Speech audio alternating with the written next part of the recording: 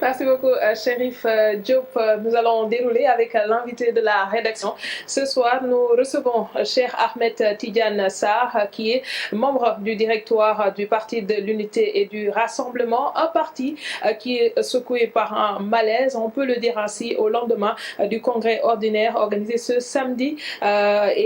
Issa Sall a été éjecté de son poste de coordonnateur du PUR. Ce serait l'occasion de revenir sur ce qui se passe dans ce parti, puisque cela fait un bon bout de temps que nous avons vu Issa Sall se comporter de façon assez bizarre, on peut le dire ainsi. Pape Djibril Fall, c'est bizarre parce que quelque part on voit le président du parti dire chaque fois qu'on voit Issa Sall faire une sortie, ou en tout cas dans la plupart des cas qu'il n'a pas été mandaté par le président du parti. Donc c'est l'occasion aujourd'hui de faire le point pour que les gens puissent au moins savoir ce qu'il en est réellement. Effectivement, Aram, je pense que le point d'achoppement ou bien déclencheur de cette brouille entre le guide moral Serigne Moustapha et Issa Sall date de l'appel au dialogue du président de la République. On a vu Issa Sall répondre à ce moment au président de la République au niveau du palais. Et je pense que c'est au moment du Gamou, où à Tivaouane en tout cas, Serigne Moustapha avait déjà émis l'idée de sanctionner. Et je pense que c'est la sanction qui est tombée aujourd'hui.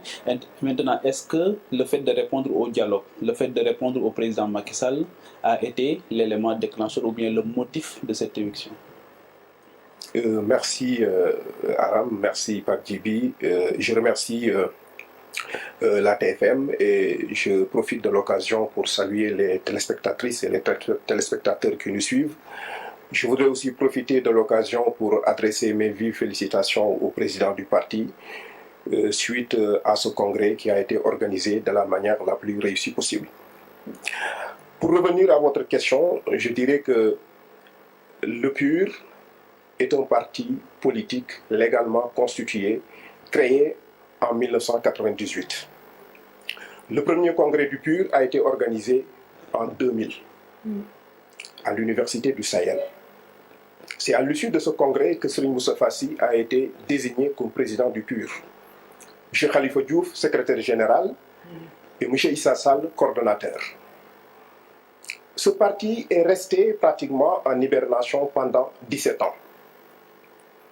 C'est en 2017, sur injonction du président Serigne Moustapha Sy, que Issa Sall a repris le travail dans le parti. Et tenez-vous bien, la première rencontre que Issa Sall a organisée suite à l'injonction qui lui a été donnée par le président, ça a été fait à l'Institut Al-Irshad, qu'il décrit aujourd'hui. La première rencontre, on l'a fait à l'Institut Al-Irshad avec la présence de tous les coordonnateurs départementaux du parti. Et après cela, il y a eu les législatives de 2017. Moi-même qui vous parle, j'ai été le directeur de campagne de Issa Sall lors de cette campagne électorale. Ensuite, il y a eu la présidentielle, de 2019. Et vous-même, journalistes, commentateurs et chroniqueurs, un grand nombre parmi vous, avez dit que autant le PUR était une révélation pendant l'élection législative, autant il a été une surprise pendant l'élection présidentielle. Tout parti sérieux qui sort d'une échéance aussi importante qu'une élection présidentielle doit faire une évaluation. Et le moins qu'on puisse dire, c'est que nous-mêmes, militants et responsables du PUR, n'avons pas été satisfaits des résultats que nous avons obtenus durant la présidentielle. Ça, c'est le moins qu'on puisse dire. Et donc, il fallait tirer les leçons de cette contre-performance, et le président, en tant que visionnaire et leader, l'a fait. C'est pourquoi, après la présidentielle, il a pris la décision et il a instruit le bureau politique pour la mise sur pied d'un comité de pilotage. Il a fait une lettre circulaire le 21 mars 2019 c'est-à-dire juste après la présidentielle, pour demander à ce comité de pilotage de travailler sur la structuration du parti et d'organiser un congrès pour le renouvellement des instances. Et attendu 19 ans, parce que le premier c'était en 2000. Oui.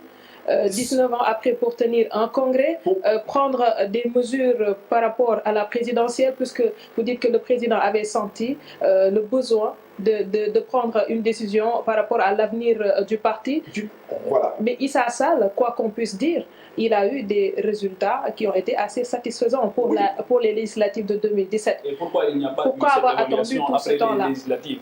Non, après les législatives, il y a eu cette évaluation. Mais il était toujours on a fait cette évaluation. Je vous ai dit qu'on a dit que le PUR était une révélation pendant les législatives. Pratiquement tout le monde était satisfait et content des résultats du PUR. Parce que c'était une première participation du PUR. Mais quelque temps après, le parti aurait pu être massifié d'une autre manière et avoir des résultats beaucoup plus encourageants. Reprochez-vous à Issa Sall? Non, attendez, parce que les faits sont importants. C'est-à-dire, après, le président a donné instruction au bureau politique de mettre sur pied un comité de pilotage qui a travaillé pour la structuration du parti. Parce qu'avant d'aller à l'élection présidentielle, il n'y avait qu'une seule fédération départementale. C'est la fédération départementale de Louga. Le jour du congrès, c'est-à-dire le 31 août 2019, on en était à 30 fédérations départementales, à 1300 cellules et à plus de 160 sections. Donc, le COPIL, c'est-à-dire le comité de pilotage, a dû travailler d'arrache-pied pour massifier le parti et pour terminer la structuration. Je pense que le congrès, c'est un événement normal pour le fonctionnement d'un parti. Et c'est pourquoi j'ai entendu dire que... Ça n'a pas été précipité. Je n'ai pas senti qu'il y ait un calendrier qui était respecté. Peut-on se dire, par exemple, d'ici 10 ans, on tiendra un congrès, mais attendre qu'il y ait ce malaise-là entre Issa Sall et le président du parti pour tenir ce congrès, c'est ça que l'opinion ne peut pas comprendre. Je dis que vous parlez du dialogue. Oui. Vous parlez du dialogue. Oui. Le dialogue, la participation de Issa Sall au dialogue est venue après la décision du président. Est-ce qu'il avait le mandat du parti? Non, justement, pas. Le président l'a dit ouvertement qu'il n'avait pas son aval, il n'avait pas son onction.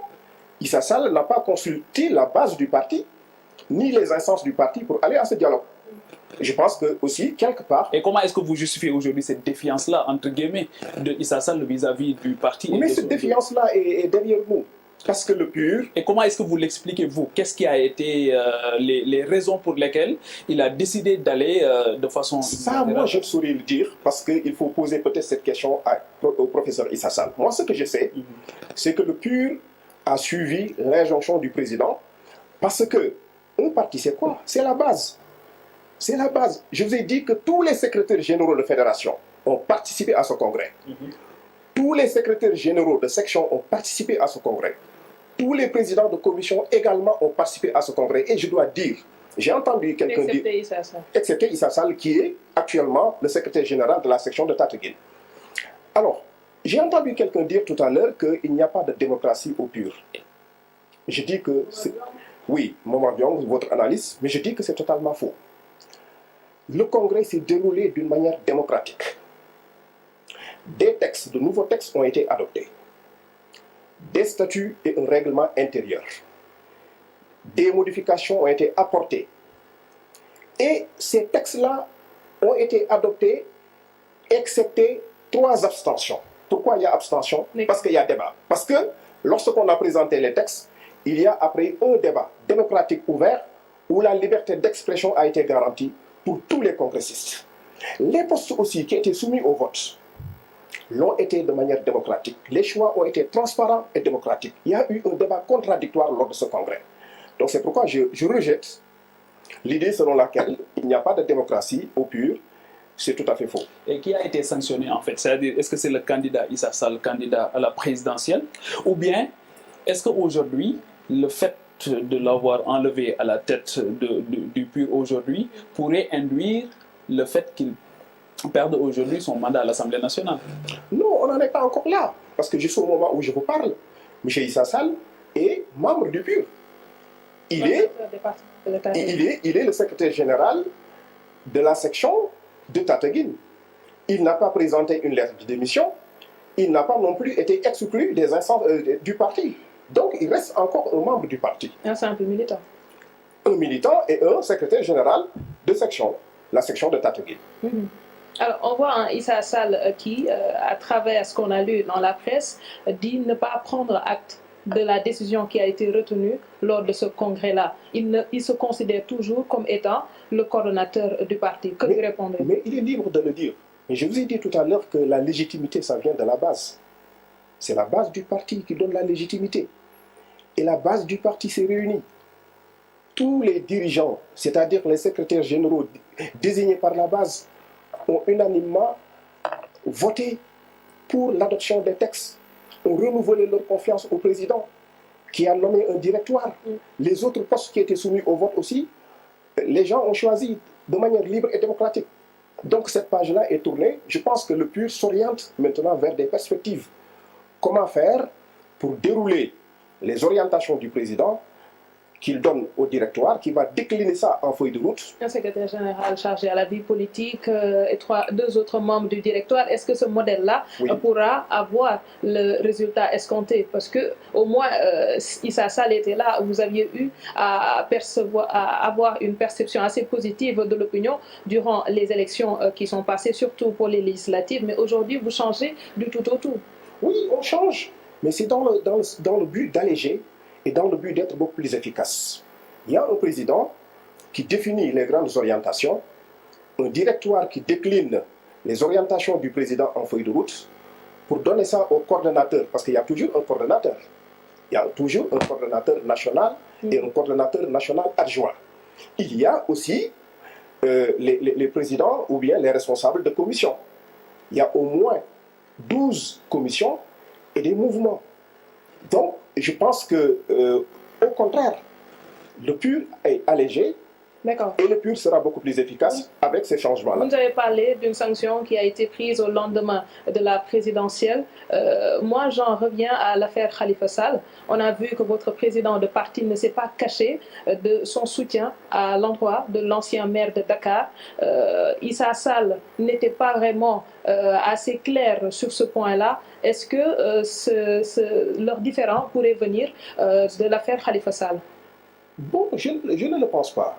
Je ne pense pas que ça soit à la base d'un différend qui existe entre le président du parti, Serigne Moustapha, et Issa Sall. Ce qu'il y a, c'est que le président du parti, avant même de relancer le PUR, a manifesté son soutien à Khalifa Sall, qui est son ami, qui est aussi quelqu'un qui lui est très proche. Et il continue à le soutenir, à prier et à soutenir M. Khalifa Sall. Mais je ne pense pas que ça soit à l'origine d'une quelconque brouille entre le président du parti et son coordonnateur. Oui. Maintenant, est-ce que l'évaluation qui a été faite a fait ressortir les éléments explicatifs de votre échec à la présidentielle, de la défaite à la présidentielle? Vous savez, au sortir de la présidentielle, le professeur Issa Sall, en tant que coordonnateur, est candidat. Parce que n'oublions pas que l'élection présidentielle, comme on le dit, c'est le rendez-vous d'un homme avec son peuple. Oui. Donc, vous continuez de le mettre au box des accusés? Non, pas du tout, pas du tout. Je dis que peut-être que lui a une part de responsabilité, lui en tant que candidat. C'était une équipe. Oui, j'en viens. Mais je dis que ça ne se résume pas uniquement sur la personne de Issa Sall. Il y a d'autres facteurs, bien sûr. D'autres facteurs qui sont liés à l'organisation, qui sont liés à autre chose. Il y a eu les événements de Tamba. Là aussi, le mutisme de Serigne Moustapha a quand même assourdissant sur les événements de Tamba. On ne l'a pas vu, on ne l'a pas entendu. Et on avait noté quand même sa présence lors des élections législatives. Le meeting de clôture, il était là. Oui. Et durant toute la campagne présidentielle, on n'a pas vu l'ombre de Serigne Moustapha. Oui, mais je dis que l'élection présidentielle, il y a un candidat. Il y a un candidat et je dois dire, Issa Sall aujourd'hui qui dit que ce congrès a été tenu au siège du Daïra.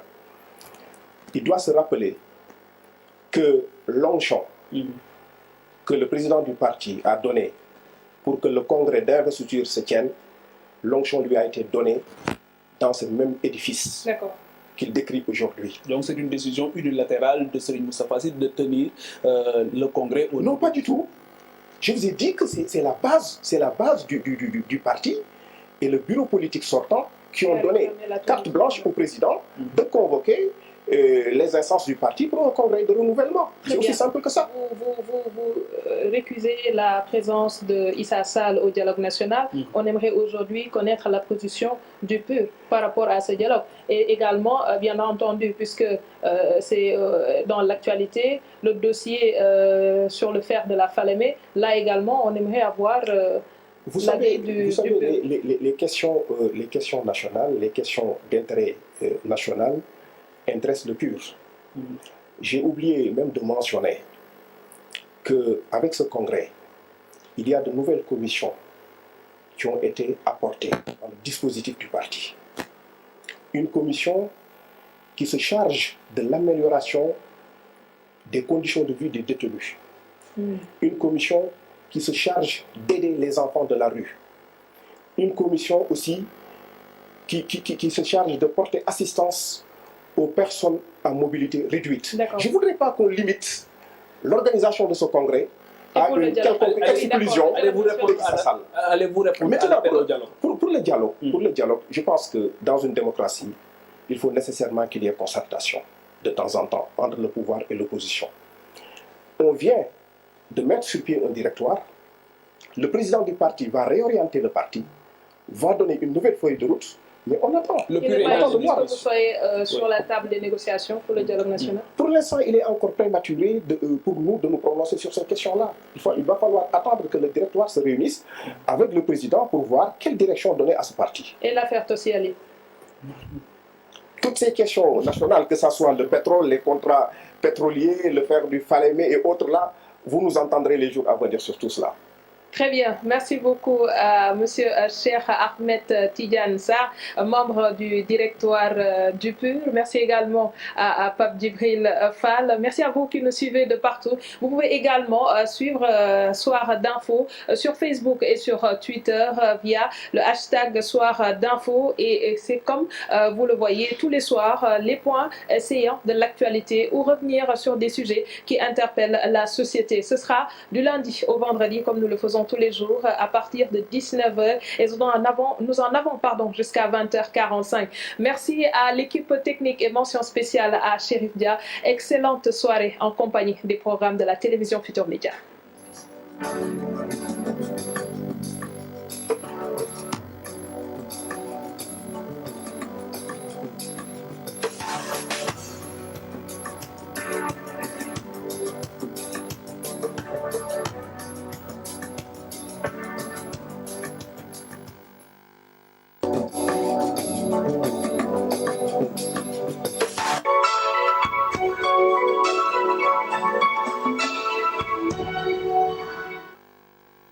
Pour favoriser la production pisciculture dans le nord, précisément à Richard Toll, les jeunes Bounatala